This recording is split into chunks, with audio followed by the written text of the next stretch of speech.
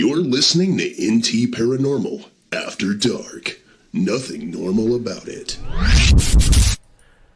Welcome back, everybody. We are talking about the Dyatlov Pass incident today. If you're not familiar with what that is, then you should sit back and get ready because we did a whole bunch of research into it, and we're about to get right into the conversation because I'm pretty excited about this one. I got Allie and Kristen with me today. My name's Sarah. No, you're Allie today because of the hood. What's with the hood? It's cold. What are you doing? It's cold in here. Can you even hear? No.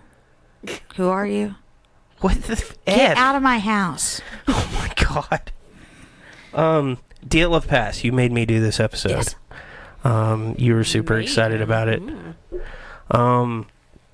So I finally got off my butt and did a little bit of, the YouTubes and looking around and cool things like that and did some reading up, and it turns out you were right. It is actually pretty awesome. Yeah.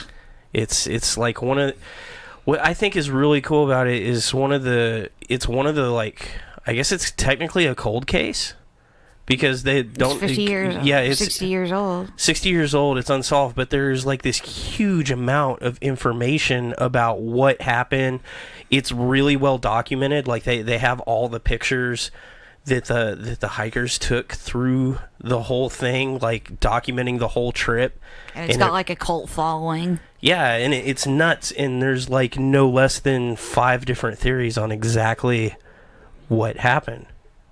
So I'm pretty stoked to get into this. But I wanted to briefly touch on last week's adventure a little bit. So we went to Granbury, and we did an investigation at an antique store called Needful Things, named after the Stephen King book. And I was pretty stoked about it. Actually, I guess the reason I'm kind of excited about it is because I kind of went into it the same way we go into any of our investigations that are like a public place or like a retail space or whatever.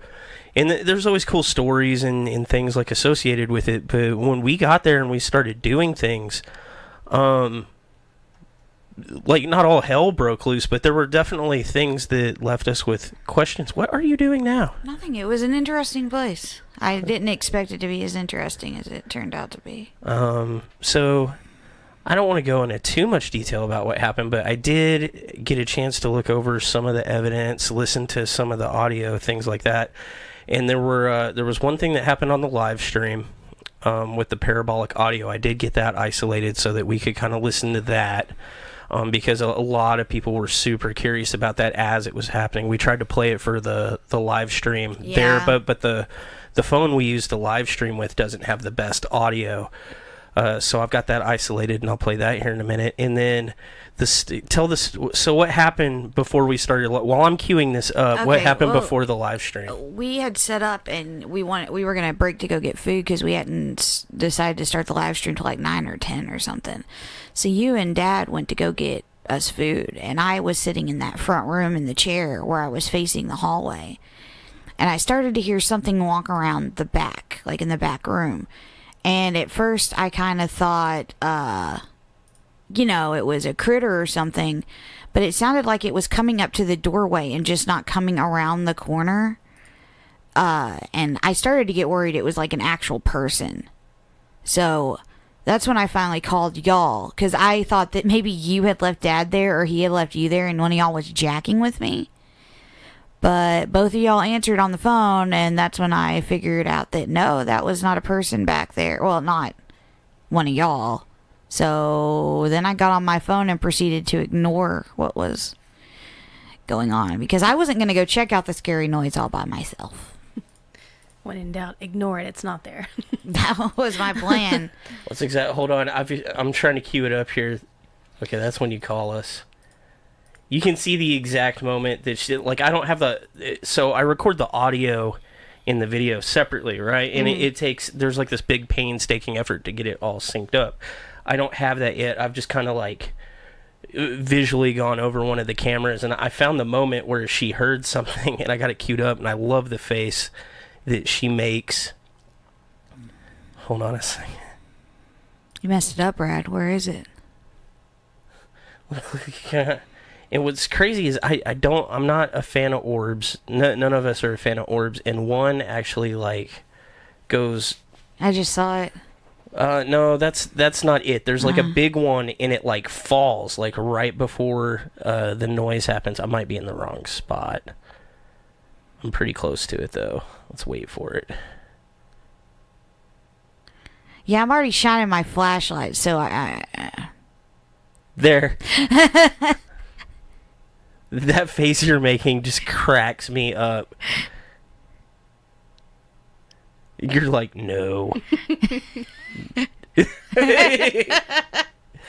I'm not sure what you're saying there because, like I said, I don't have the full audio synced I up. said either. It's just the look on your face is like, nope. I just get back on my phone.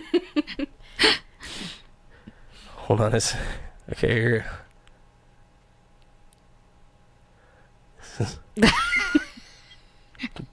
do.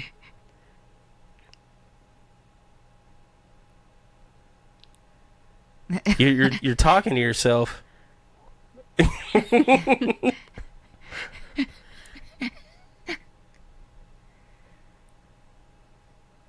Yeah, nope. Hello? Is someone there? I don't think I said that. No, sir. Maybe she was saying, Brad, is that you? That's Are when you I up check there? the window to see if I can escape. Well, because it's in between me and the only door that we can open. Right. So, no, I'm legitimately checking out that window to see if I can open it. I can't wait until I've got the audio synced up with that. So, because I want to listen for the footstep stuff. Like, I've listened to some of the recorder, but without having it synced up to the video, I don't know exactly where to look for it. So, but what I noticed about that audio, that's the room that we got the weird EMF readings in. And I don't have it perfectly synced up, but during that entire portion of audio where you're just by yourself, I can hear you breathing, and there's a whole lot of EMF interference on the unit recorder. while that's going on. But then later, during the investigation in that room, there's no interference on the recorder at all. So it's pretty crazy. And then, like I said, I got the parabolic audio, which is right here. So let me get this queued up. Yeah, so we were asking questions in the back room and just kind of aiming the mic back there, and you can only record for 12 seconds. So Oh well, Kristen wasn't there, and she hasn't seen the new equipment. You Oh, can it's kind of fine. explain it. mostly I used it to try and spy on the neighbors. But you pointed at something and hold down the trigger, and you can hear like really far away. Ooh, that does sound Yeah. fancy. I like that. It can record for 12 seconds. So that's, and he had it when the EVP got recorded. Yeah, I was excited to hear what you guys got because I saw all of your little updates on Facebook. Like, I'm by myself. Please help me. And Yeah. so I'm just curious. So far, it looks like. Well, I mean, as far as just kind of like looking over the live stream, there's a lot of stuff that happened that we have to go through and review and check out and all that. And then when I got back, like I've already done the entire history of the building in the yeah. area, and it turned out there was a lot of stuff in there too that we're not gonna go into too much because we want to go over it with the shop owner and everything and then do like an episode. But I just wanted to share a few things, and I wanted to share the parabolic audio because I know everybody was really curious what that sounded like in its full glory. So what it was is I had asked a question, what I had said is, can you say one of our names, which is one of our standard ones that's there. Like, Test question. recognize any of us? It's one of the ones we do. And I'm actually holding the parabolic audio, which is the little satellite dish looking thing, and we're pointing it at the room that everybody's kind of unnerved in, or they there's a weird picture back there, and people kind of have seen shadows back there, stuff like that. And so I'm pointing it at it. And the thing about the parabolic mic is it'll only record 12 seconds at a time. So it's got that built-in sort of that process we use. You know, so you record it and then you let it go and then you play it. And when we played it back, this is what we heard. And you got to remember, this hits sounds that are as low as 20 hertz, actually a little bit below up to 80 hertz, so it's that lower hearing spectrum. Mm-hmm.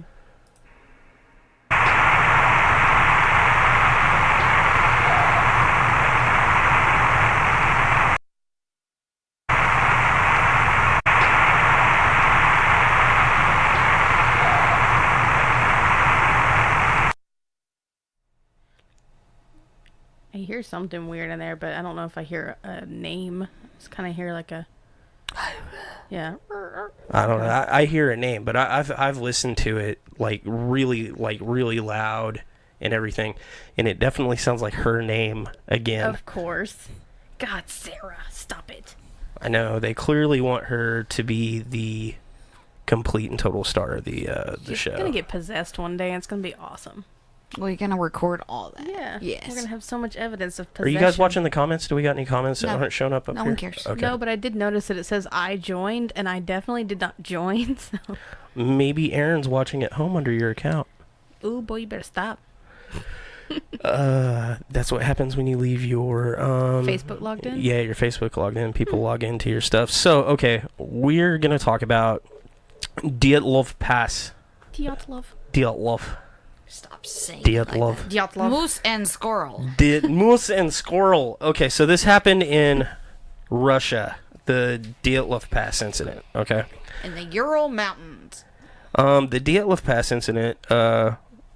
It has the Russian just in case it thinks I can read that. That's good. Refers to the unsolved deaths of 9 ski hikers in the northern Ural Mountains in the Soviet Union, now Russia, between February 1st and 2nd of 1959. The experienced trekking group, who were all from Ural Polytechnical Institute, had established a camp on the slopes of Kohalat, I can't say the name of it, in an area now named in honor of the group's leader, Igor Dyatlov. During the night, something caused them to tear their way out of their tents and flee the campsite while inadequately dressed for heavy snowfall and sub-zero temperatures. After the group's bodies were discovered, an investigation by Soviet Union authorities determined that 6 had died from hypothermia, while the other 3 showed signs of physical trauma. 1 victim had a fractured skull, 2 others had major chest fractures. Additionally, another team member was missing her tongue and eyes. The investigation concluded that an unknown compelling force had caused the deaths. Numerous theories have been put forward to account for the unexplained deaths, including animal attacks, hypothermia, Pause. avalanche. I just like unknown compelling force. That's part of the official document, and so I was looking at a bunch of stuff from the official investigation document, and like I said, there is a lot of information in there, but there's also a lot of stuff in there that I think gets a lot of attention, like the fact that The tongue was missing? that the tongue was missing, and that the eyes were missing, and there are some kind of correlations in there. It's not like this big highlight. It's something that the like conspiracy theorists kind of highlight, but the way it's written in the report is kind of like, oh, her eyes and tongue Yeah. are missing, like it's not a big deal. And so it's kind of fueled all these sort of things. So that said, there were 9 hikers. There were actually 10. There were actually 10. One of them survived, and that's because before they got to the final stretch of everything, he got sick and went home. And I actually have like the play-by-play of everything, because like I said, everything is super duper documented. Yeah, they did well documenting it. Interestingly enough, like, so they went out on this expedition, and the whole point was to go on this hike up into the mountain, and they were photographing the whole thing. And so this is the group here. Looks like 1, 2, 3, 4, 5, 6, 7, 8, 9. So here's the 9 of them. Someone behind the camera that might be. Okay. So that's the 10. So this is one of the super famous pictures. Like if you go and look up Dyatlov Pass, this is the first image that will probably pop up, other than the Bigfoot picture, which we'll get to. But the group arrived by train in Ideville. I don't know if we need to go through all the particulars. Because they did a bunch of different steps to get to this pass, but I think the important part is after they start hiking. Right.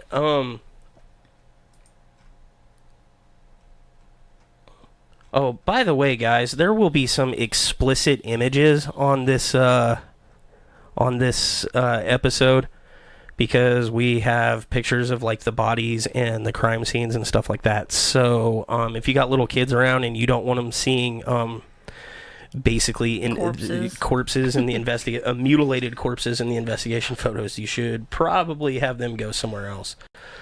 So here's kind of a map of the area with the elevation and everything.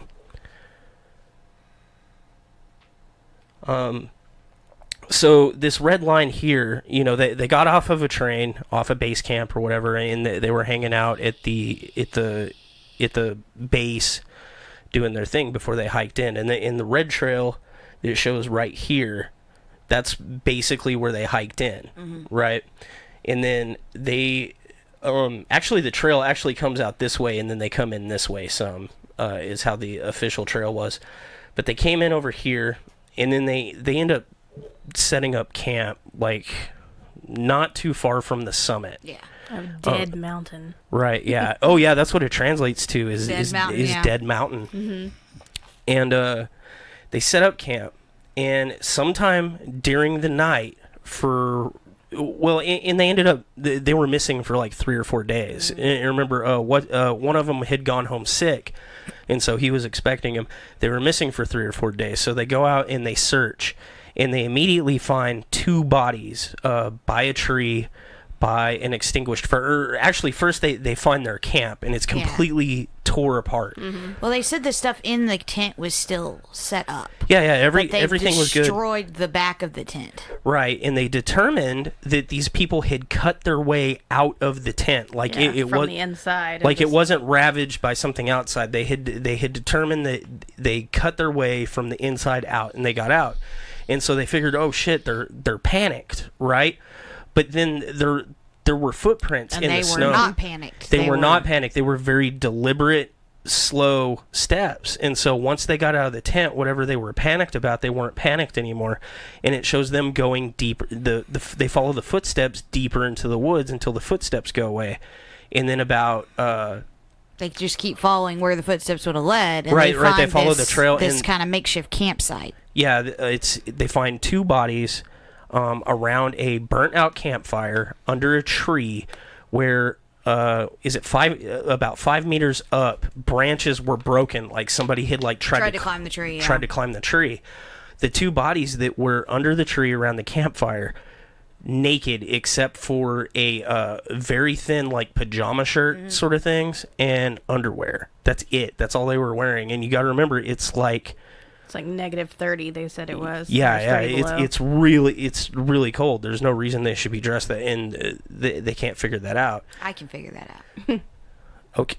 Well, okay. We'll get to it. We'll get to it. Because that's one of the theories behind it. Right. Yeah. And so it takes about 3 more days to find more bodies. So they go further in, and they find 3 more bodies at the below 40 feet of snow, 70 feet of snow, something like that. Well, here's the notes. You can correct me if it's wrong, but basically under a big, massive amount of snow on top of some rocks and stuff, they find 3 bodies.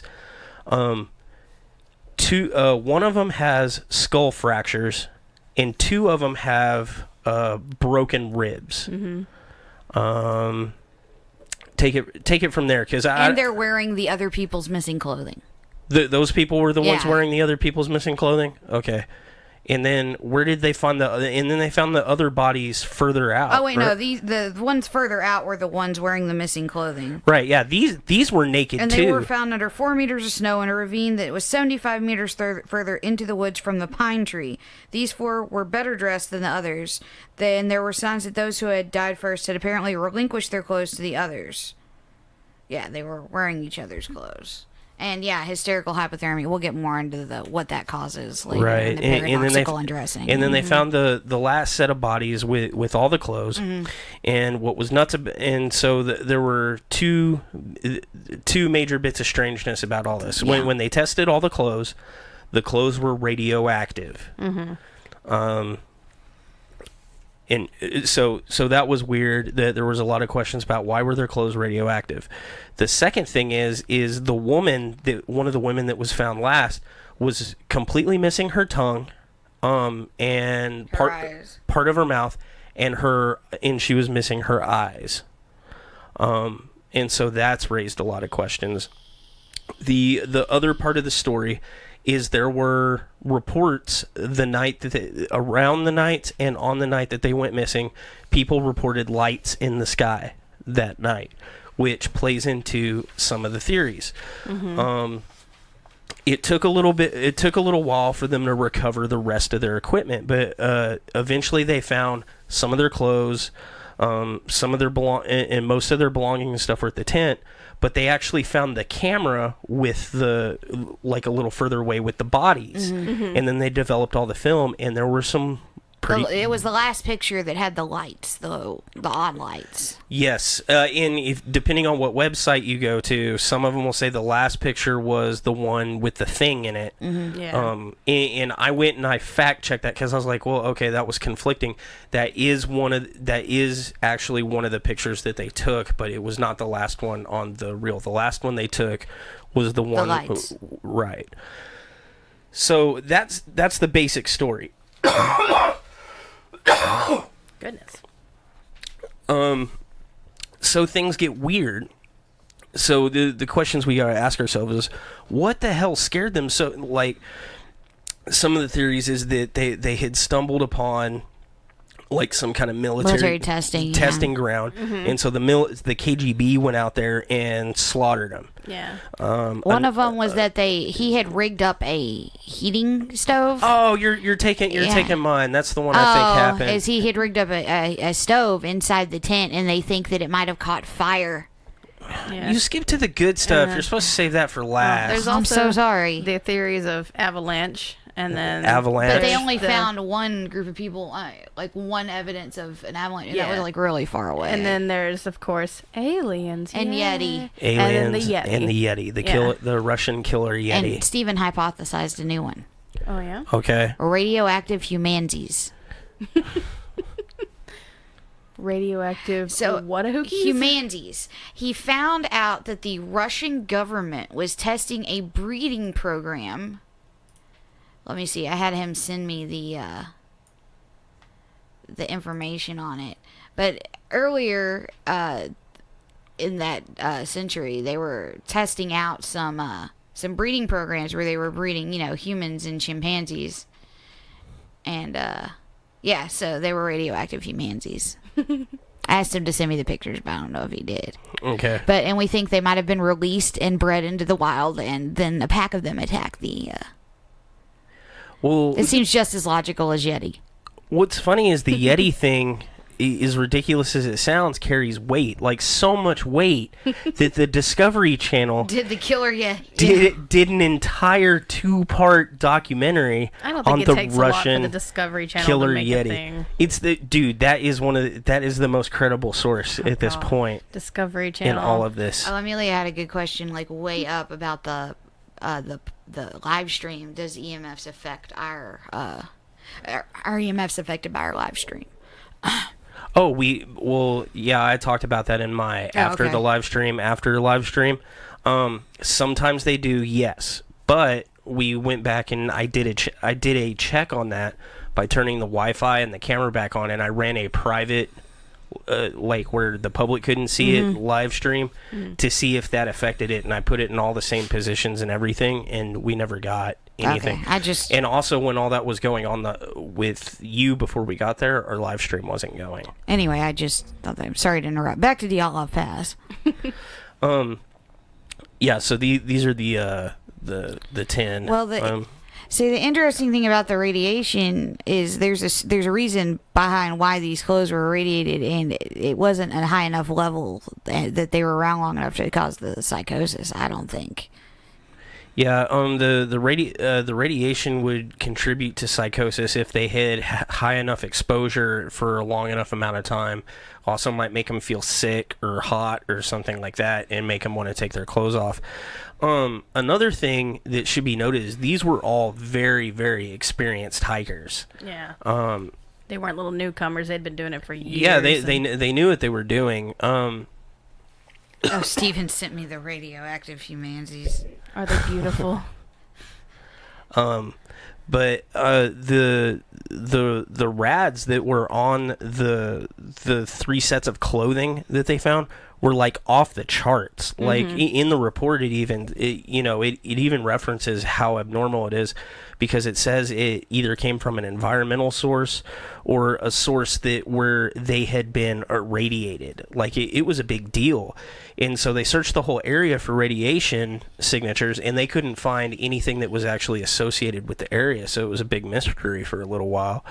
But that's been figured out. Because we solved it.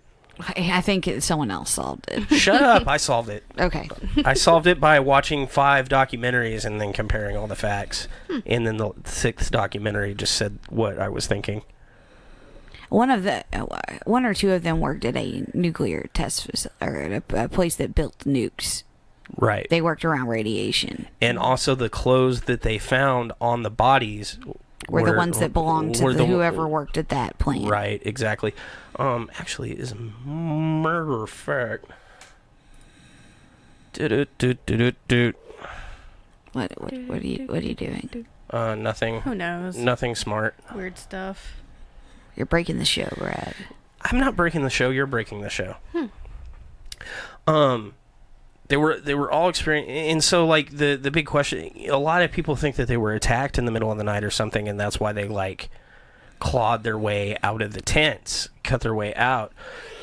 But if they were leaving in like this big huge panic, why were the footsteps the footsteps so organized and close together? And one of the theories that you brought up was that there were several pictures, and I didn't bring it up. I saw it in one of the videos, but in several of the pictures, they had rigged up this stove. This emitter of carbon monoxide and flame. Well, it had an exhaust port that like came out the back. So one of the most logical theories based on, and we're busting this very, very early in the episode, is that the exhaust must have broke off, and so the tent was filling up with smoke, and so they were choking and they panicked. So first they tried to cut a hole in the tent to release vent the it, smoke, yeah. but it wasn't doing it fast enough. So they went ahead and cut it and got out of the tent. And once they were outside,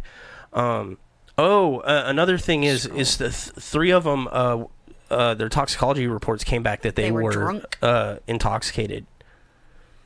Because I'd wondered about LSD, because that was the early days of, Yeah, Amelia says the people who had the broken ribs apparently had no external signs of injury. Yeah, the thing about the injuries... Yeah, they compared it with a high-impact car wreck. Right, and they said a human could not have caused that. And it's that kind of wording that brings up like all the conspiracy stuff. Like when people take things in pieces, it's like no human could have done this.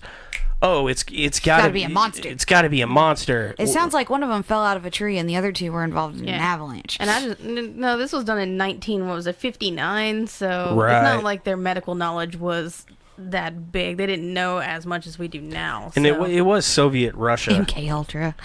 Aaron says MK Ultra. MK Ultra accounts for everything. Yes. But so they get out of the tent and they're disoriented. Like 2 or 3 of them are drunk, and then they've got to figure out what to do next. And right, their footsteps because are calm. their tent basically was, they thought it was on fire, probably, because there was so much smoke and stuff. It ended up not being on fire. It probably smoldered or whatever. But there was also a picture in the reel from earlier with one of the guys. The burnt jacket. Yeah, his jacket had obviously caught on fire at some point, and he's like wearing it and he's laughing. So the students from the engineering school couldn't work a heater. Basically, yeah, wood-burning stove. Russian wood-burning stove. But yeah, you could tell his jacket. So I think what had happened is they panicked in the tent, cut their way out, got out, and then they were able to... And they're like, calm. And that's why the footsteps away were calm. And they probably went into the woods... And then realized they left all of their clothes behind, and it's negative 30. So there's also a part of their injuries. One of them died from asphyxiation, or a couple of them had died. It was determined they died from a combination of asphyxiation and exposure because of coughed up blood and stuff like that, which is consistent with smoke inhalation. It's also consistent with if they had fractured lungs, internal bleeding. Yeah. Yeah. Ooh. Yes. and they also died from exposure and asphyxiation too. I think in the report it determines none of them had actually died from any of the injuries that they had sustained. They died before that killed them. Could kill them, yeah. There's also the I don't think they had time for the paradoxical undressing, because that's the hyperthermia where you get so cold your body starts telling you you're hot. Yeah. And so people have been known to just strip naked. Well, my initial thoughts on it were maybe they all left it because, like you said, They were asleep. Well, the last ones that were found had all the clothes of the ones that were undressed, and it makes me wonder if Yuri's dead, strip him naked, take his clothes. Exactly. They're like, yeah, we need to stay warm or whatever, so they took it, and you won't take somebody's underwear, undershirt, or whatever. Yeah. You're trying.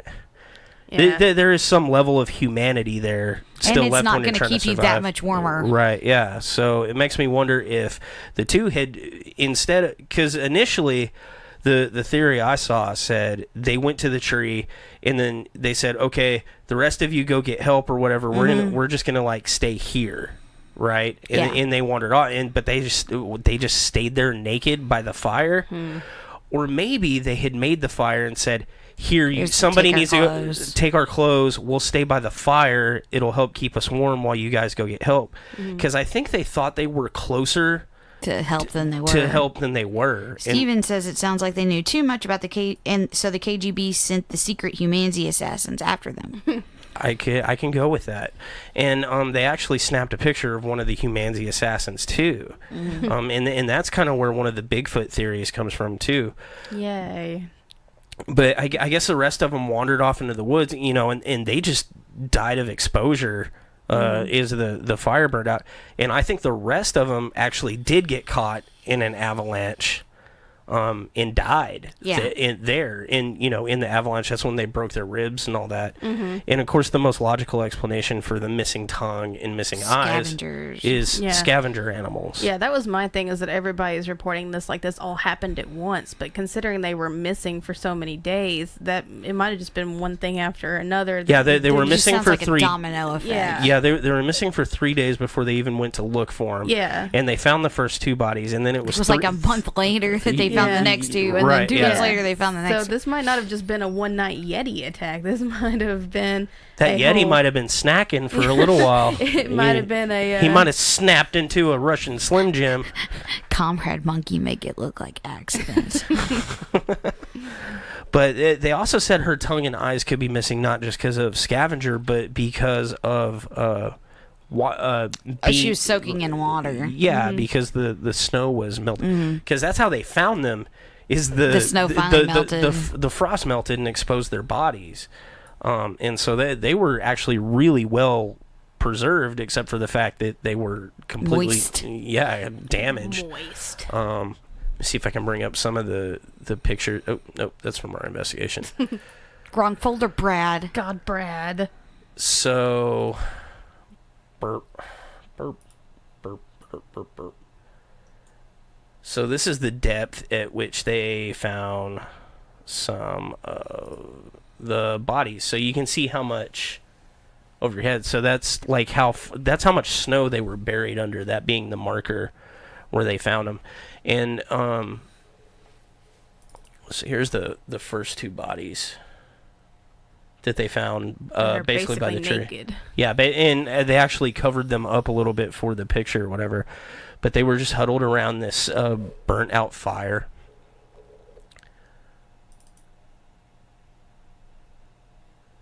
And that's one of the ones that. So I believe that's the one that they found with broken ribs.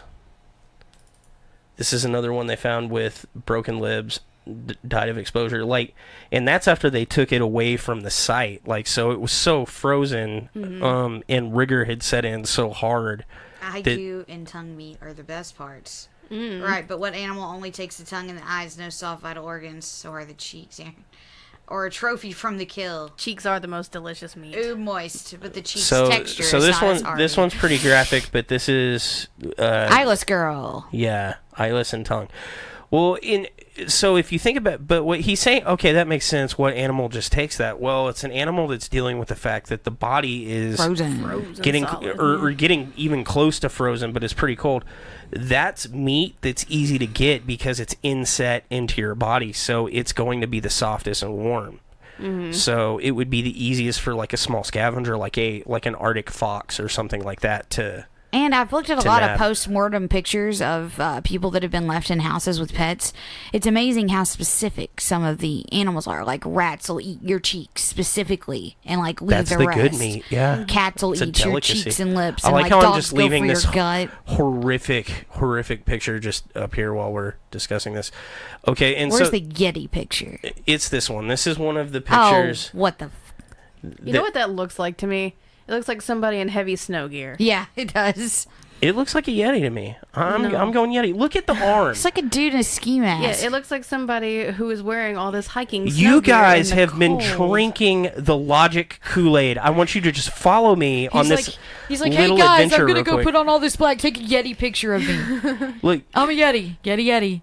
it's why is Yeti always out of focus? This Yeti's is out of focus. this That's- is why that's what he a-holes is. like you don't believe in him because because he I do exists love- as an out of focus I creature. do love that theory that he is just out of focus, so it's impossible to catch. because he It's- exists on yeah, multiple he dimensions. exists so he's- out of focus. Yeah. That's well, look, the tree here in the foreground is totally in focus. The snow's in focus. Look, I can't. That's why the camera focused on on the the thing front- up yeah, the close, and foreground. so everything in the background got blurry. Look, these guys were engineers, not photographers. So y'all Yeah. need to just quit shitting on their parade. and meanwhile, that dude just came back from peeing on that tree, and he's Yeah, like, he's "Hey like, guys, I melted But he's in like I why wrote my would name. he be in the classic Yeti stance? Because it's funny. Also, there. Look how the snow. He's probably having trouble walking through that snow. They have so like he's kind of like 15 pictures of me at the ranch drunk, and I am always in the Yeti pose. that when you is walk- not a human arm. that snow looks like following it's like him. knee deep. So he's kind of like struggling to get through. And It's a human arm if he's wearing 18 fucking layers of clothes. also, it does look like he's kind of like got his arm behind him to hold on to that The tree, Like he's yeah. just He's pushed not off holding of on to a tree. Yeah, it looks like he's he is pushed he's off Yeti posing.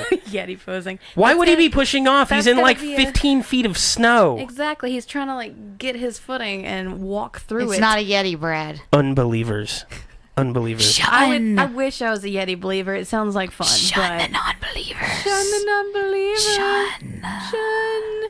Aaron says the bodies had fingers, so humansies are out. Carnivorous squirrels, carnivorous deer. Oh, it's I a actually cactus. I did look up animals that are in that area, and apparently Russia is a crazy place because, according to the interwebs, They do have they have carnivorous like deer. leopards, bears, and tigers in that area of where that was, which makes me never want to go to Russia, but also sounds fun. I would totally go to Russia for 4 reasons. Aren't you know 'Cause that leopards leopards- and tigers? Oh, snow leopards. Yeah. Snow leopards, yeah. And then the huge ass bears and stuff. Gimp suit snow Russia would be style. the ultimate place for us to go as paranormal investigators. One, Chernobyl.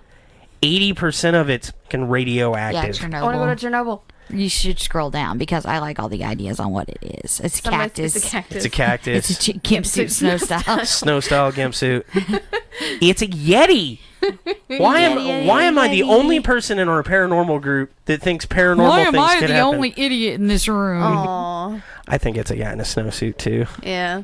But I mean, if we're trying to take the side of Yeti, yeah, it's a Yeti and it ate their face off. So. But see, and that's the other thing. They're like, oh, a Yeti attacked him, right? But typically Yetis are peaceful. yeah. They purr. They're like, And how did they break ribs without the external thing? And how'd they just take a tongue and eyes? If it's a huge ass Yeti, how's it gonna get his Well, fingers? and if it's in a there? Yeti in front of the tent, why did he wait for all of them to cut a hole in the back of it and Yeah. evacuate before And then mauling watch them? them maybe they calmly heard the walk Yeti away. yell and it scared them, and they were trying to get out of the tent. They were sneaking, that's why they were going so slow. They were sneaking away from the Yeti. And the see? Yeti was just But the watching. Yeti just wanted friends. He's a Yeah. lonely creature. He and was- then he tried to chase after him to warn him it's about that clearly avalanche. an alien. He just wanted to know if they had freaking beef jerky. He was trying to warn him about the avalanche that was coming, and instead they walked away and then they died. because God, of I the love those avalanche. commercials. They shunned the Yeti. Messing with Sasquatch. Oh God. I love messing with Yeah, Sasquatch. I really like the one where they put the whipped cream in his hand. And he's just, "Rah!" They should do a Dyatlov pass messing with Didn't Sasquatch. you used to hunt Sasquatches? Yeah, my mom made me go with her to do. Can you do the yell? No. Yes, you can. You liar. No, Yes, you can. I can do the whooping thing. Go ahead. No, I don't even remember how it goes Oh my anymore. God, Christine. Just lean back from the mic and I call. really can't remember what it sounded like at Make this it point. up. It's like, hang on, I'll think about it. You guys keep talking. I'm trying to remember how it went. Because what was the Yeti guy we went to see at like Dragon Con that was like, they whoop, whoop? What the Yeah. Yeti say? It was like, whoop. That's it. That's it. That's totally it. You're the best. No, what would be better is if a fucking Sasquatch bust into the door like, Did y'all call me? what's going Are on? you my girlfriend now? Yes. I'm lonely. If Poor that actually Sasquatch. brought Sasquatch in here, I would totally be Sasquatch's girlfriend after that. Yeah. I'd just be like, yeah, cool. Where's Brad? The He lives in cat's the woods going now. nuts. I know. The cat heard Sasquatch and it's scared. The cat is sorry, terrified. The Sasquatch has me, guys. It wants me to be his girlfriend. Poor Uh, Ozzy. He's scared now. He's afraid there's a Sasquatch in here. He knows. It's that animal instinct. He Oh, thinks one of God. these things is going to get him. Yeah, because, when you go Sasquatch hunting, all the animals just leave the area and it's utterly quiet because they all know. So, yeah. What? Party got out of hand. Ribs broke from hugs. He accidentally ate her tongue. That sounds like a fun party. They were really drunk. They were. They were dancing. They fell. Ain't no party like a Brett Kavanaugh party. I say the Yeti Kavanaugh.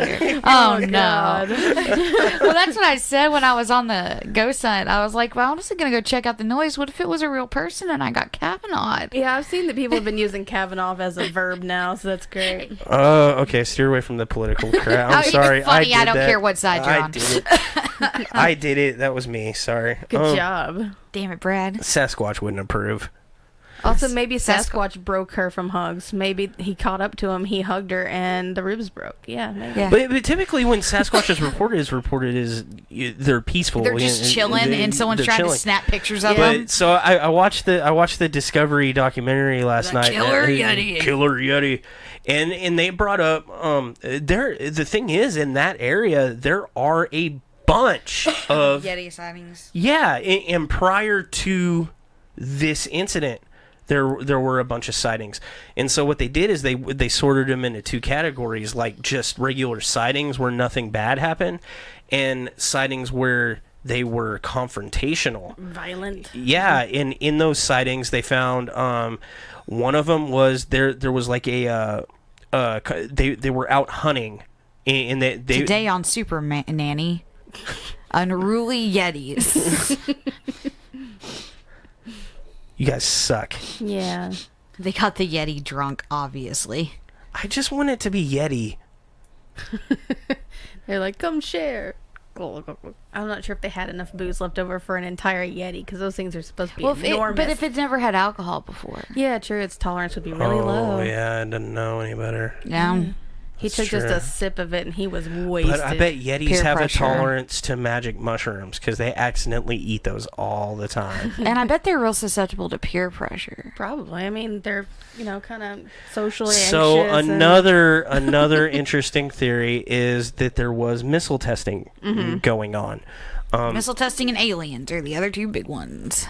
Well, aliens not a big one, just one of them. But the missile testing one does hold some water too, because somebody anonymously came forward and said that they were testing missiles that night, and they actually had footage of the the missile Cold tests War. in that area. Yeah, and so if one of those missiles had actually landed in that area, it would have caused some of the damage to their bodies that was caused without the outwardly stuff. Would it have but- caused the radiation too? It would have caused the radiation, and it would have caused the concussive impact. Wouldn't all of them internally. be radiated if... That is one of the problems. Yeah. But I think they found trace radiation on all of them. They didn't It find was radiation just- in the area, though. There was no radiation in the area. Yeah, well, and see, I've seen two different reports, and I don't speak Russian, so I can't translate it myself.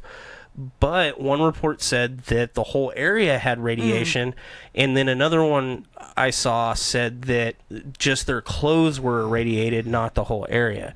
I don't know which one is right. I'm more prone to believe that it was just their clothes. But outside radiation from like missiles and stuff dissipates a lot faster than your clothing, depending on what material it's made out of, which is why, say that clothing did belong to somebody that worked at the facility with radiation. Yeah, that clothing would have held it better anyway. So there's still that argument of something could have happened there that irradiated the whole area, but it dissipated, but those clothes held that radiation better. Because you gotta remember, it took them a whole month to find all those people too, and it still had radiation that whole entire time. Aaron says driving snow can wash out radiation. I mean, like rain can. Yeah. Oh yeah, absolutely. Yeah, he probably knows more about radiation than I do. Plus, I'd be interested because Dad's one of the people I talked to about this, and he used to work at the nuke plant. But he said he was interested in the incident. But I think that Yeti picture is a bunch of bull. In Soviet Russia, Yeti kills you. That's what Steven says. No, Steven. That's what it led to last night when me and Steven were discussing it as a bunch of in Soviet Russia. Car drive you. Freaking Yakov Smirnoff. But that one holds a little bit of water, especially when you take into account that the military might not want hid some of that information yet. Amelia says if they were exposed to radiation, then they could have been feeling hot, or their clothes, where these got really hot, say they took them off. Yeah, so they took them off. Yeah, right. We were talking about that earlier. The radiation, I forgot the word he used. Hysteria. Yeah, hysteria. Right. But in that case, it wouldn't be hysteria. They actually would be feeling hot, because I know radiation accelerates particles of matter, and it especially reacts bad with organic matter. So when you're exposed to radiation, it's not like a nuclear bomb, like you're hot from a nuclear bomb because it's melting you. But but when not hot. When you're exposed to mild radiation over time, you do start feeling, you get hotter. You get sick, you get a fever, things like that. Those are the first symptoms, I think, of radiation poisoning. In extreme dehydration. I just know that I know someone who worked at a nuke plant and got a fever like after leaving one day, and they were immediately like, radiation sickness. Put them in a room. That was fast. Where were they entombed? The radiation on them would have held much better. Yes, and the ones that were entombed in the snow did have higher levels of radiation than the other ones, if the other ones had it at all. Like I said, there's only 3 articles of clothing that were in the one report. And then the other report I saw, it was like that whole area was irradiated for some reason. But missile is kind of out, because a lot of people say, well, there was no evidence that a missile had actually hit in that area, because there was no external destruction except for the tree was screwed up, and then their injuries. Their camp was supposedly still intact except for them cutting out. Yeah. What if it caused the avalanche? Could have caused the avalanche, but they did not find missile casings. They didn't find any of the other evidence. But here's the deal: the Soviet, it was the cat again. He's still worried about Sasquatch. He's trying to get at Sasquatch. The Soviets were the ones that conducted obviously it's in, so they're the ones that conducted it. If they wanted to cover something up, all they had to do was BS their way through that report. Yeah. It's like, no, we found nothing. There was no evidence. Well, and I mean, the way their system works over there was completely different than it is now at the time, but completely different from the way we do it. Like, whatever report, they probably could have got away with not even filing a report, except that there was a survivor who wanted to know what happened. So, they could, the pictures we saw, the entire investigation, could just be a little bit of the story, and then they fill out the report a certain way, and they're like, okay, this is what it is, and then they go out and they clean up the 5 miles of missile casings. We don't know, but we do know that somebody did come forward with footage of some of the lights that were reported in the sky later, which I can pull up the video on that in a minute, and they said this is from missile testing, and it matches up really close to that last picture that was on their camera, which is crazy. But if you ask some people, it was aliens instead of missiles. Let me see if I can find that last picture. Aaron said Russia was already testing airburst nukes at the time, and Steven said small airburst snook. She got snook in her sniz. On South Park. Are you looking up the lights video? Yeah. I wonder why people jump to aliens that I don't know anything. The radiation. Well, Because there's only a few things that really account for the radiation, and before And one of them is aliens. well, before it was really common knowledge. Well, and I still don't know that it's common knowledge. We just do a little bit more research into this stuff when we look, but I don't think it was common knowledge that two of the people that were in the party worked in a at the nuke plant. Yeah, because before we decided to do this show, I've watched like mockumentaries, and documentaries about this. I had never heard that before. Devil's Pass is one of the fiction movies that was actually pretty good. There's apparently just a little movie called Dyatlov Incident. Oh my Shut God, up, Ozzy. It's okay. Sasquatch is gone. Sasquatch is here. Don't scare him. So It's a face. So this is the big image that Looks like a Pac-Man. It does. Waka, waka, waka. That's what everybody's wigging out about. They're like, oh, it was they took a picture of the lights in the sky.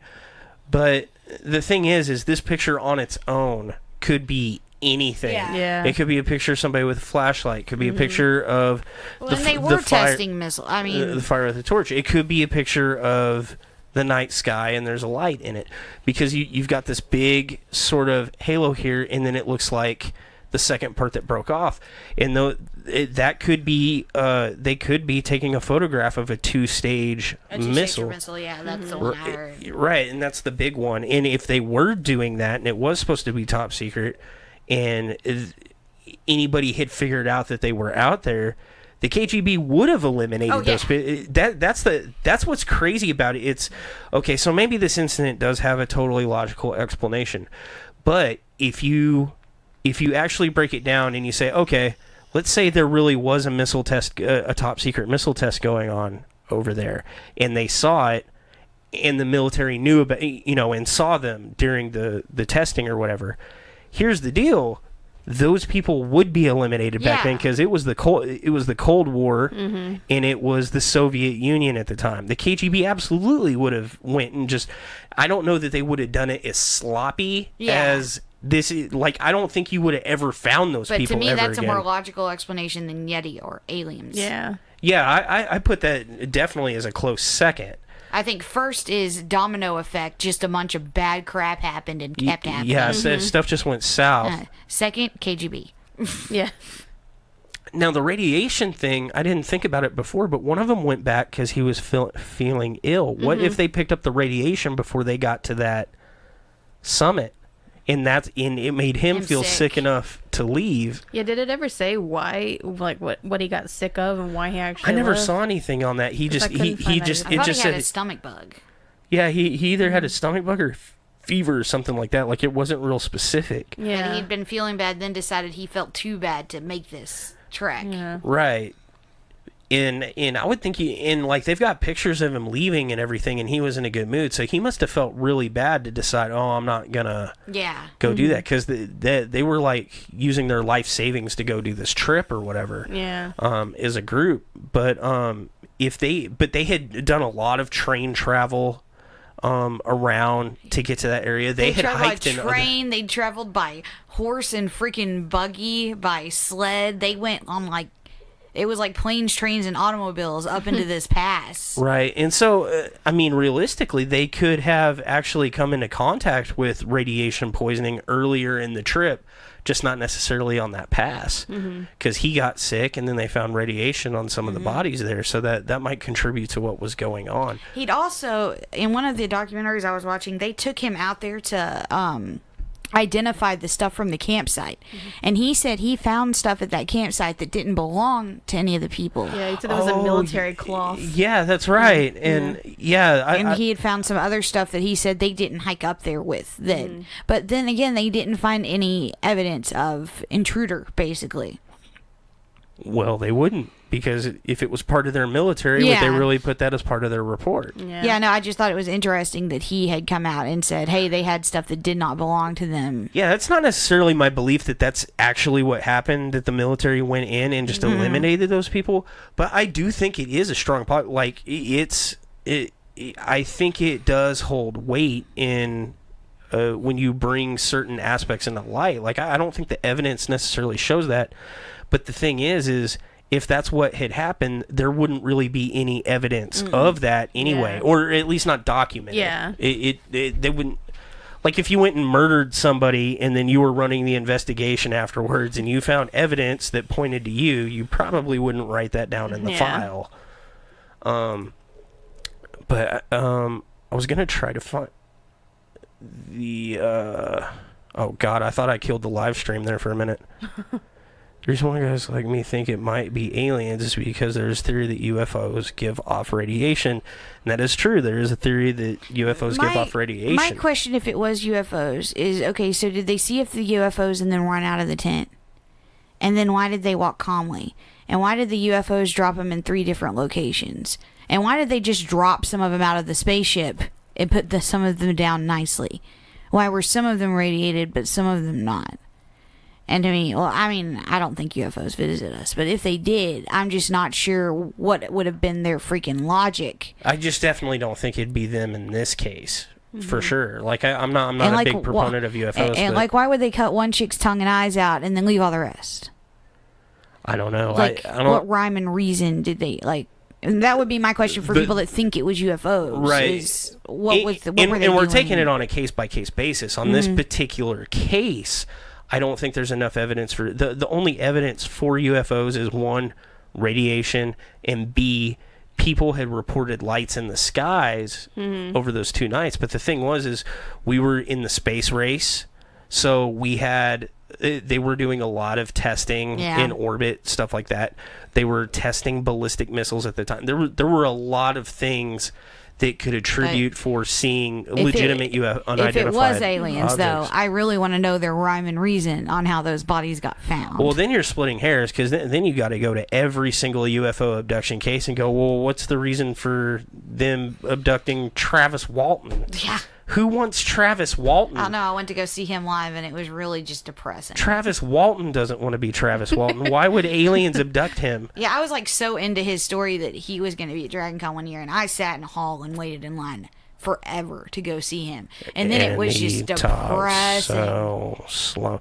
And the actual story that he tells is nothing like the movie, which is so much better. Apparently, Steven thinks we're being too uppity. Who are you to say what an alien would do or not do? Well, that's true. I don't understand why an alien would do what an alien would do. Maybe they had logic behind every single body they loved. Well, they wouldn't be aliens otherwise, would they? Yeah. Steven's stupid. How are you married to him? We went out and we got a license. And then we stood in front of a preacher and he said some words. They just give those out? Yes. Yeah. Did Yeti marry you guys? Yes. Yeti should officiate weddings. He should. He does it so for sweet. jerky. Okay, y'all carry the show for a second. I'm going to see if I can So find how the did video. they know they were under 30 feet of snow if they had to wait for the thaw? I don't know how to answer that. I don't know. I'm not a geosnowologist. Is that a thing? It is in Russia. Only 2 of them were found under the snow. And that is a good question. Probably because the KGB put them there and then found them and were like, here's your story. This is what happened to them. Yeah, I don't know how long it was until they found you said it was like a month or so or something. I can't remember how long it was. On February 26th, the searchers found the group's abandoned and badly damaged tent. The campsite baffled the search for blah blah blah. 8 or 9 sets of Muted.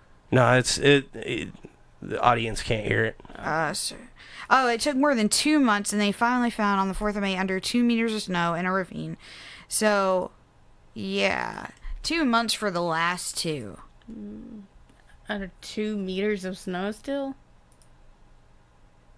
For under 4 meters of snow in a ravine 75 meters I don't think they waited for like the entire thaw. Well, her question is, how did they know that they were there? Steven said dogs, rescue dogs. Yeah, that's what I was going to cadaver say. dogs. Did they have dogs sniffing them out? And like I said, like I tried to read the report, and it's in Russian. It's translated versions. Like I don't have the. If I did, it wouldn't be an unsolved case. I'd be like, hey, I'm the guy that figured it out.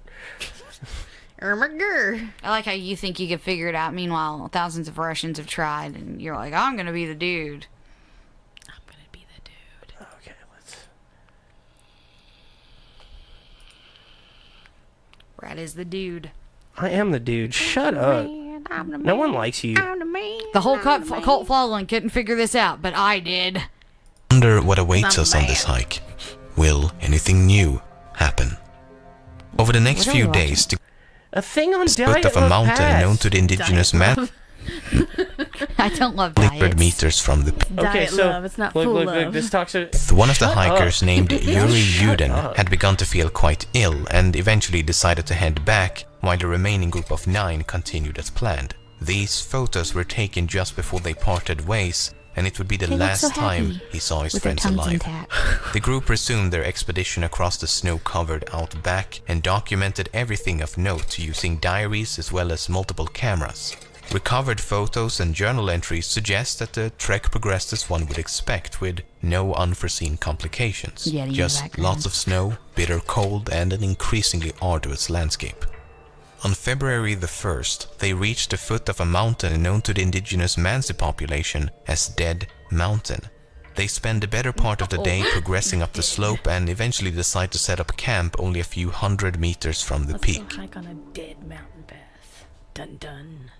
These are some of the last photos recovered from the cameras, and the last sentence of the final entry reads, "It is difficult to imagine such a comfort on the ridge. This isn't what I want. The search party I'm looking for the video. in the opposite direction of the tent.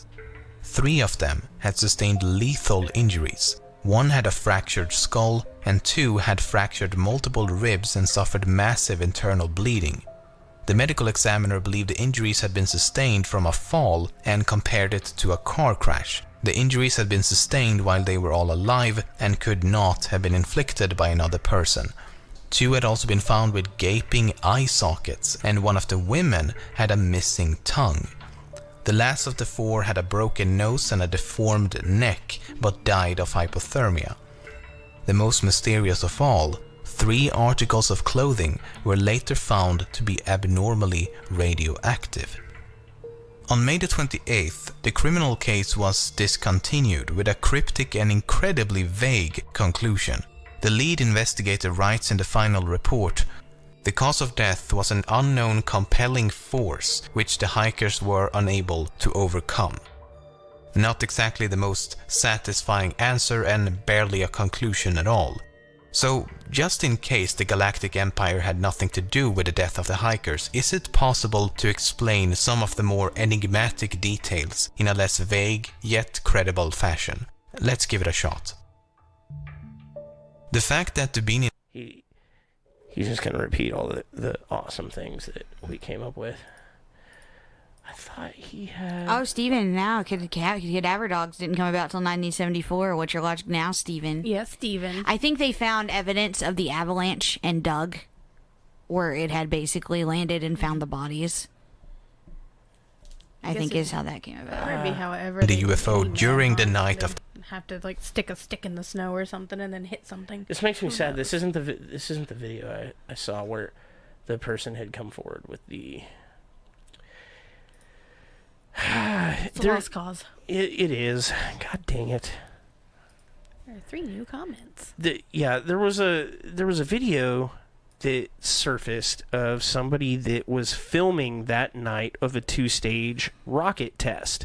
And the way it went is here, I'll switch the cameras on. I'm actually pandering to our audience here. The way this is, right? So the way it was in the video is it arced like this, and it looked like this photograph they had where it was like real sparkly or whatever, and then the second stage part of the rocket came off on the bottom side, and it actually lined up with this photograph that they took. So they may very well have taken a picture of a top secret test. Like whether that's why they're dead or not, I was gonna say, that might even have if they actually had- happened either way. Yeah, it might have Because had how absolutely the- nothing to do with Right. it, but it might have. And like, how would the military know that they were out there just like camping unless they saw their campfire? And we know they didn't have a campfire because they had a stove inside their tent. Yeah. So it's highly unlikely that even if they had witnessed a 2-stage rocket test, that the military would necessarily know that there were just some people over there on Dyatlov, over on the pass, on Dead Man's Mountain or whatever it's called, watching it and photographing it. They might not have known. But I don't know. That's just kind of where my brain goes with it. Specialized cadaver dogs. I knew, yes, but Bloodhound could do it. Bloodhound can do anything. Apparently, Aaron thinks that the St. Bernards with whiskey can do anything, too. Yes, that is also true. Yeah, I think that if I'm going to go with any theory, it would be the series of bad events that just ended up Series bad. of unfortunate events. Yeah. That's basically what I'm going with, is that started with a fire, or like smoke in the tent, ended with an avalanche, and that's right. What And you got to remember they were drunk, Mm-hmm. or some of them were drunk at least. So they get out, they kind of gather up. There's still smoke everywhere, so they probably think the whole camp is on fire. The goal of the trek was to reach Mount Otorten, which means don't go there in the native tongue. They basically came across that old dude at the gas station in the horror movie. He's like, don't go to that place." cabin. And they're like, oh, I'm going to that cabin. Yeah. That land up there, It's sour. that land is bad. And they went, let's go see. Yeah, let's go check it out. But I mean, so they get out. There's smoke everywhere. They're not making the best decisions. They also have smoke inhalation. But the thing is they're all experienced hikers. Like, they're all used to doing that. So they know just sitting there and pissing and moaning about their only shelter burning down isn't going to help them. They know time is of the essence. Mm-hmm. So they say, let's hike down this trail. But they were disoriented and drunks, so they picked the wrong trail. Or maybe they were trying to go through the woods because they felt they would get more shelter from the harsh environment. If they cut through that way, maybe they thought they could save some time, or maybe they would have some kind of shelter from the environment. If they did that, they'd have there would be trees, so maybe they could do a fire. I know of a place, if you go through here, there's a building there. I know, I've seen it. And Right. So I think they went that way. I'm just still trying to look up how they found the bodies under the snow.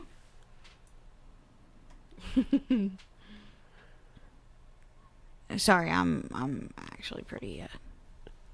You totally brought that to a standstill. I thought you. No, because I have seen where they search for bodies and they use the sticks, like you said. But if it's 4 meters down, yeah, that's a big old poking stick. So dogs, or they saw evidence of an avalanche and they dug there, or they used what they knew based on tracking. Right. Yeah. Well, I mean, even though it was found, a 4-month-old. Yeah, they found like the first 2 people, and then they found like the next person like a week later or something like that, and then they found the third. And 2 months later, but there wouldn't have been any evidence of their trek. It was probably just too harsh for. We're probably overthinking this and don't have enough info. No, I'm asking how they found the bodies under all that snow. Well, they probably knew what direction they were going based on what they had already found, but they didn't look for them any sooner because they knew these people were dead. Mm-hmm. And so they're like, okay, we'll come back when it's not as bad. Yeah, but you still saw how deep they dug to find the bodies. Well, maybe part of it had like actually already slid it. That might not all be a result of their digging. Like, it could be like a landslide or whatever part of the way, and you see like a hand sticking out, so they dig it out the rest of the way.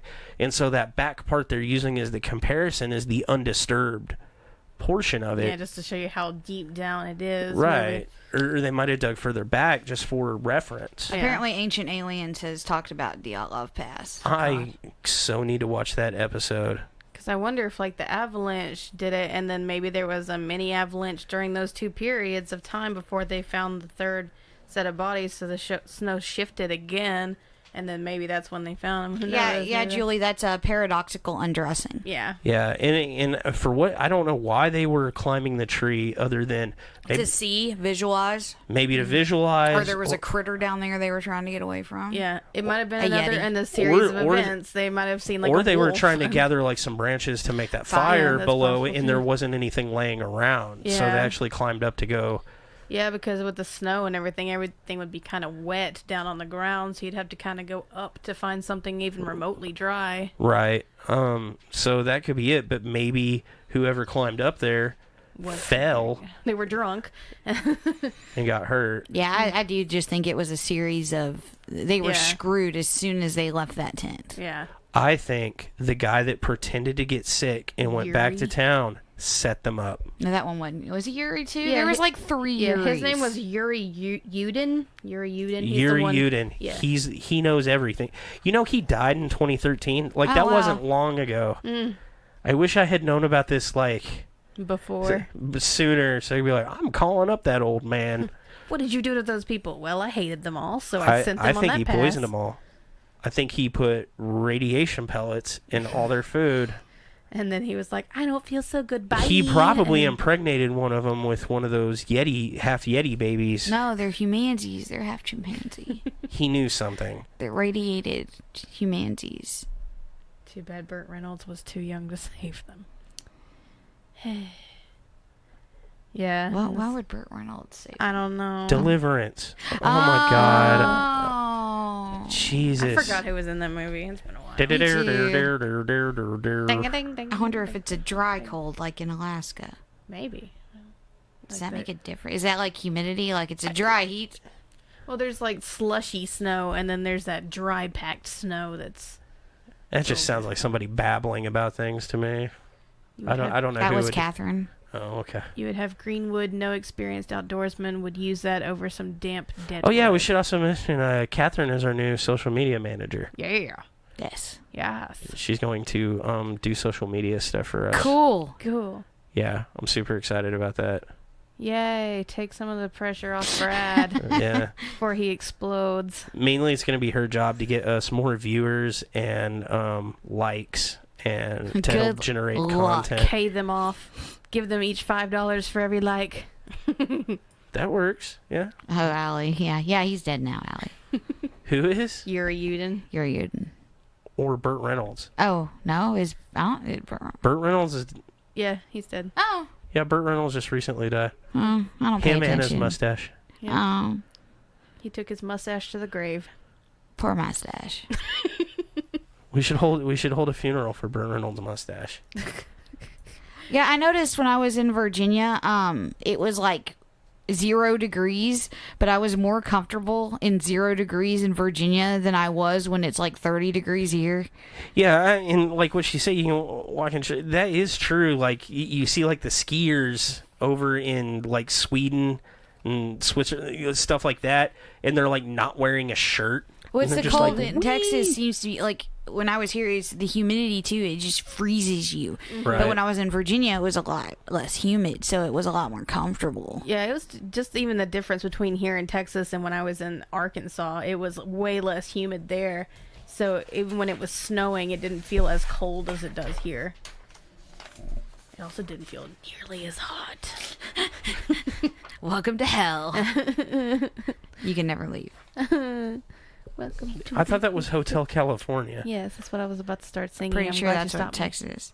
Yeah, once you come to Texas, California. They played that in American Horror Story Hotel, like the first episode. They played that, and I'm like, that's too on the nose, bitches. That's too much. You're overkill. I think Texas is kind of Hotel California because you want to leave, but even if you do, somehow you end up back here.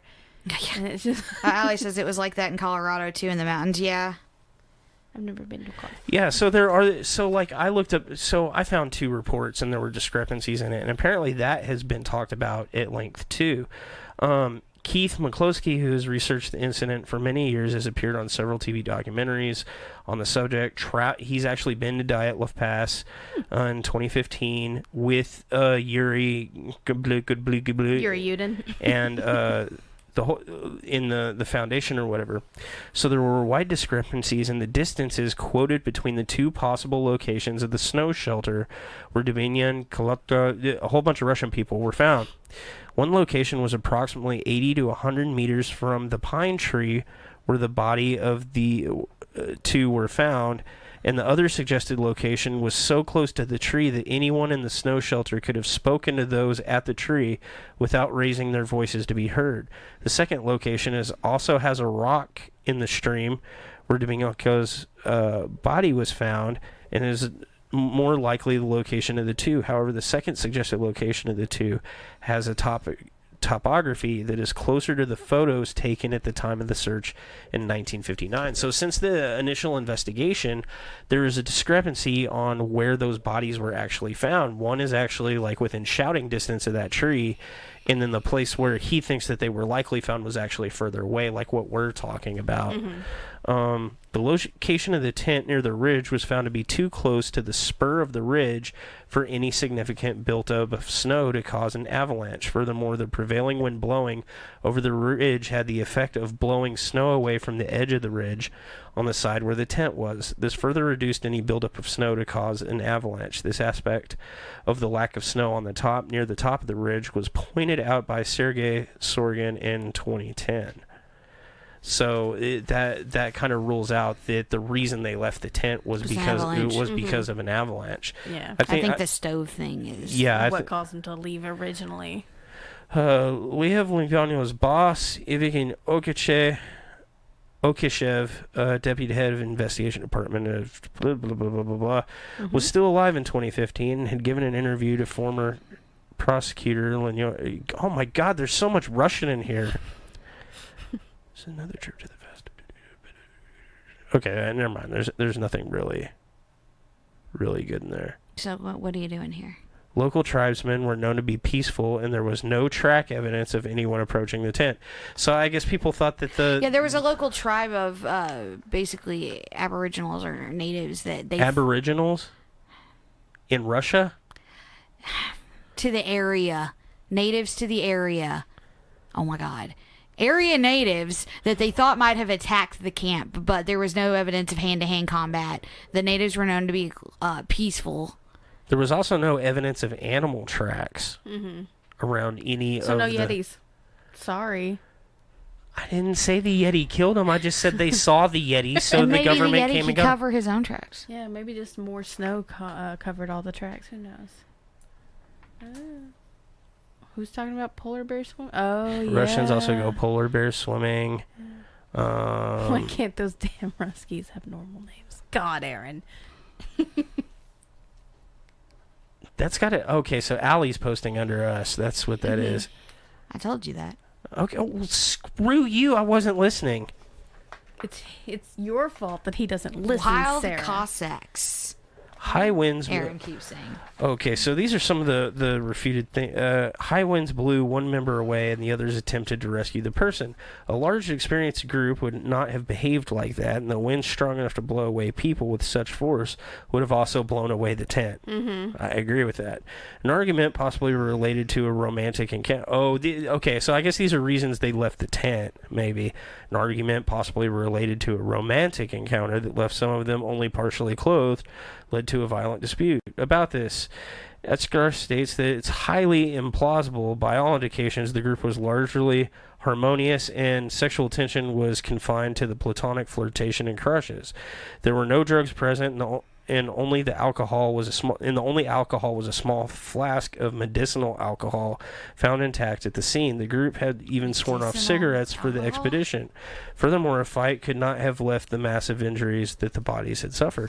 But the toxicology report actually came back that some of them were drunk, so somebody was hitting Grandpa's cough syrup, or definitely had some secret stash. Well, they're using that medicinal alcohol. If they're using it to keep warm, the problem is that perpetuates a cycle. It doesn't actually warm you. It just. But they said they found the flask and it was still full. I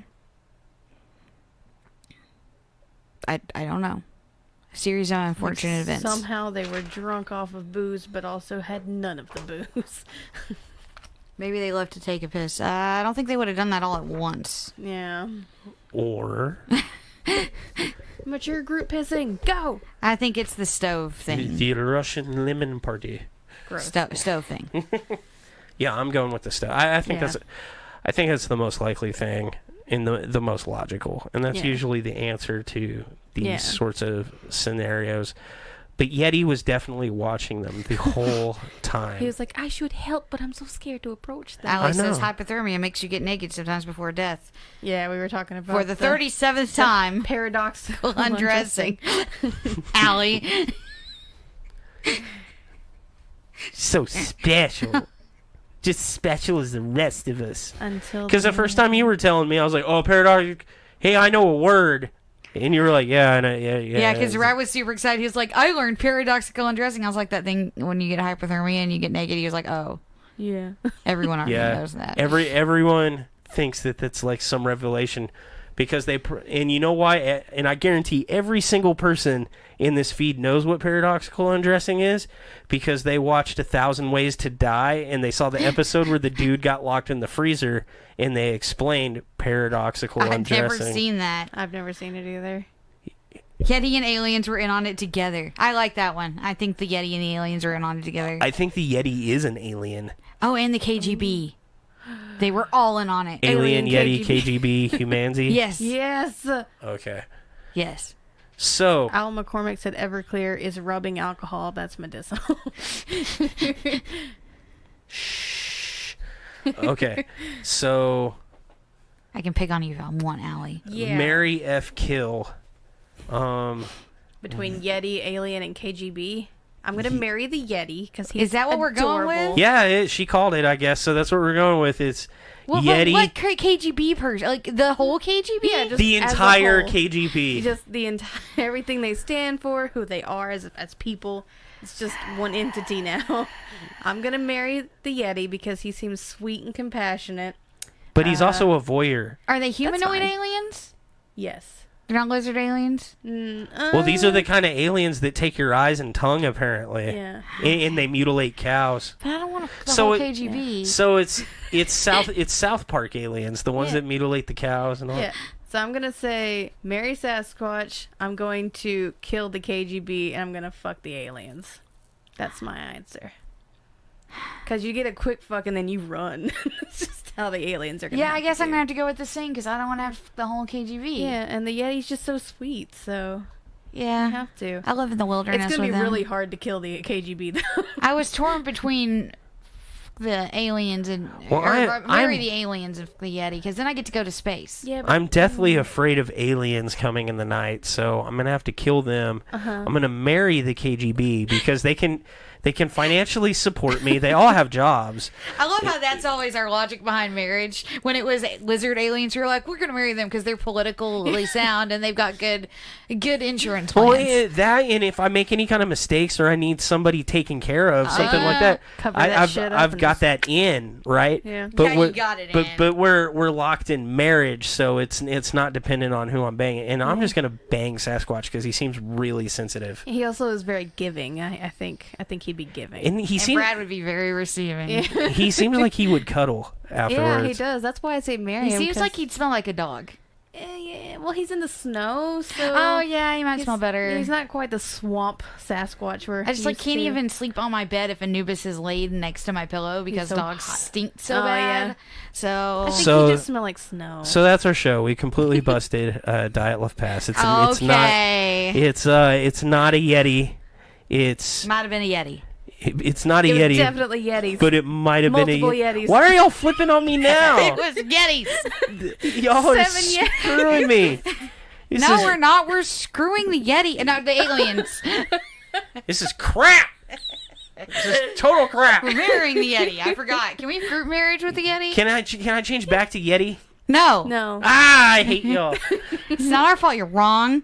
Okay, so we've totally figured this It out. was Yeti aliens. You're gonna have to go back through the Humanties. episode to figure out what we came up with because I already forgot. I know it has something to do with KGB Yeti alien humanities. humansies. And a tiger, just for shits and giggles. The Yeti has a pet tiger. Yes. He rides him sometimes. Oh, that might. I don't know. How big is the Yeti? Everybody have a good night. Bye. Bye.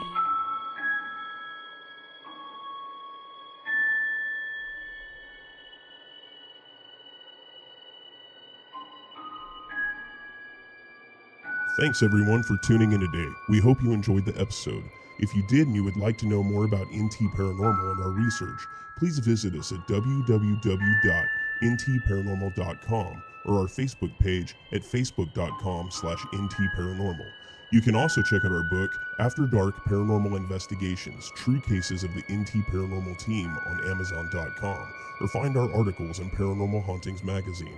Before we go, we would also like to thank our supporters at Paranormal Hauntings Magazine, Paranormal Investigations Equipment, PIE, Ghost House Paranormal, the Granbury Paranormal Expo, and the Tyler Paranormal Conference. Until next time, everyone stay safe out there and stay open-minded.